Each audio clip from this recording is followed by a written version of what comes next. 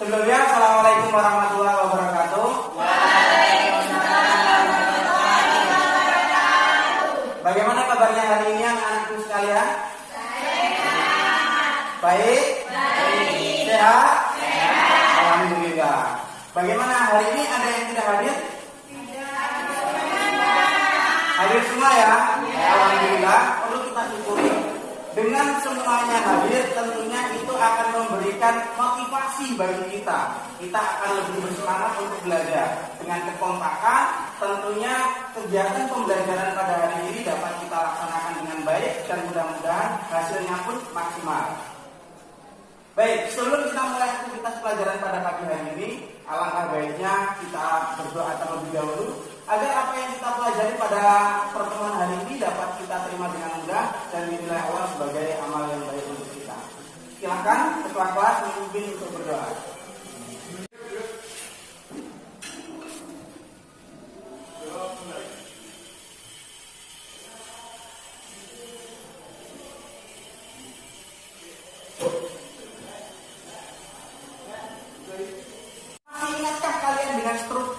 Dari teks laporan hasil observasi yang kemarin sudah kita pelajari? Masih. Oke, baik. Apa itu struktur dari teks laporan hasil observasi? Ada apa saja? Pernyataan umum atau definisi umum. Terus deskripsi bagian, deskripsi manfaat, kesimpulan. Baik. Ya. Pembelajaran ini berhasil itu bila bagaimana? Nah, kegiatan pembelajaran ini dikatakan berhasil apabila yang pertama menemukan struktur dan menguraikan isi teks laporan hasil observasi yang dibandingkan. Nah, jadi kalian mampu menemukan struktur dan menguraikan isi dari sebuah teks laporan hasil observasi. Kalian bisa melakukan itu, kegiatan pembelajaran kita dinyatakan berhasil seperti itu. Kegiatan berikutnya dari apa yang tertera di layar, apa sih yang dapat kalian lihat di situ? Gambar. Ya, ada berapa gambar di situ? 4. Gambar apa dan gambar apa? Gunung dan burung. Gambar gunungnya ada berapa? 2. Gambar burungnya ada berapa? 2. Bagus.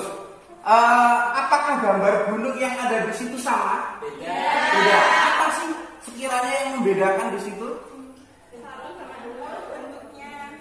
Satu, dari bentuk gunungnya. Oke, baik. Terus apa lagi? Pohonnya. Yang satu tidak ada pohon, yang satu ada pohon-pohonnya. Oh ya, jumlah gunungnya. Yang satu gunung, yang satunya ada 2 gunung, yang satu besar, satunya kecil. Oke, kita dapat membedakan seperti itu ya. Nah, sama dalam kegiatan hari ini, apa yang akan kita lakukan yang membedakan semacam itu juga.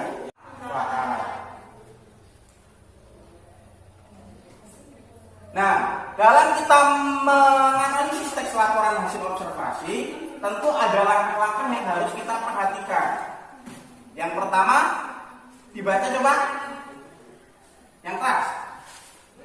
Membaca atau menyimak laporan dengan seksama sehingga dapat menangkap informasi secara utuh dan lengkap. Ya, baik.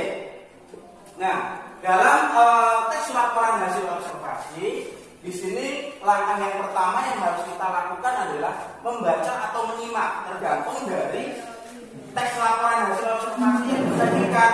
Kalau di situ berupa teks yang ada di buku, berarti kita membaca. Kalau misalnya teks laporan hasil observasi itu dalam bentuk video, berarti kita menyimak dan melihat atau menonton seperti itu. Oke. Kalau saya bertanya tentang wayang, lalu kalian mengatakan ada jenis ini, jenis ini, jenis ini, jenis ini, berarti jenis ini tadi termasuk dalam deskripsi bagian. Berarti ini termasuk dalam deskripsi bagian atau pernyataan umum? Iya, ini termasuk dalam deskripsi bagian. Karena kalau kita melihat dari judulnya adalah wayang. Secara otomatis laporan hasil observasi itu nanti akan membahas secara detail wayang, jenis-jenis wayang. Kemungkinan besar seperti itu. Ya, ini termasuk dalam deskripsi bagian. Kenapa sih ini kok bisa kita kategorikan sebagai deskripsi bagian? Nah, karena deskripsi tentang salah satu jenis wayang. Bisa dipahami? Ya, di sini Bapak sudah memberikan satu contoh bagian dalam teks yang akan kalian analisis.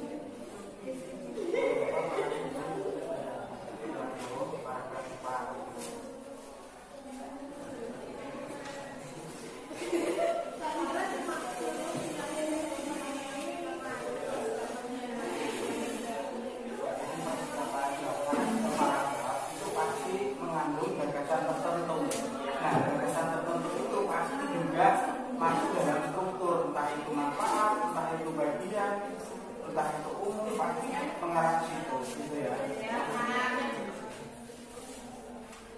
Oke, wayang wong, gitu ya. Ya, oke baik. Termasuk dalam jenis apa? Deskripsi bagian. Isinya tentang wayang wong ya. Setuju untuk kelompok yang lain? Setuju. Baik. Analisisnya?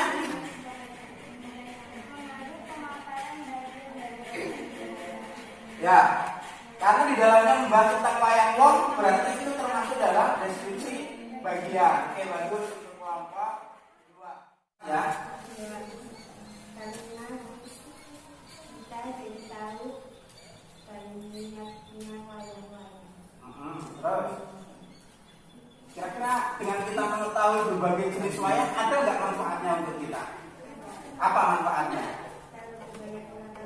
Ya, dengan mempelajari kegiatan hari ini wayang bagus ya.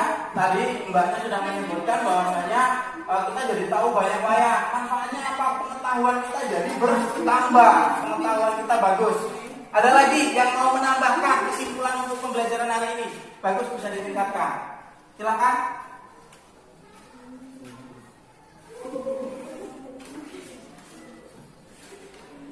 Cukup? Cukup, baik. Kira-kira pembelajaran hari ini menyenangkan tidak? Menyenangkan. Nah, jadi ketika pembelajaran hari ini menyenangkan, Bapak berharap ke depan kita bisa meningkatkan kembali kompetensi kita untuk berlatih berdiskusi. Dengan kita berdiskusi, kita bertukar pikiran, mengasah kemampuan berpikir kritis kita. Setelah itu kita berani mengkomunikasikan kepada orang lain. Itu adalah kompetensi yang harus kita tingkatkan dari waktu ke waktu. Nah, dalam aspek kebahasaan sedikit Bapak sampaikan. Nanti kita akan membahas misalnya mengenai frasa nomina. Kita membahas mengenai nomina. Kita membahas mengenai frasa verba. Kita membahas tentang verba, kalimat simpleks, kalimat kompleks dan sebagainya. Nah, ini Bapak sampaikan. Bapak berharap setelah kegiatan pembelajaran ini, besok mau mempelajari tentang kaidah kebahasaan yang terdiri dari nomina dan seterusnya. Kalian bisa menggali informasi di rumah melalui bisa media elektronik, internet dan sebagainya. SMK bisa. SMK bisa. SMK Nisra maju.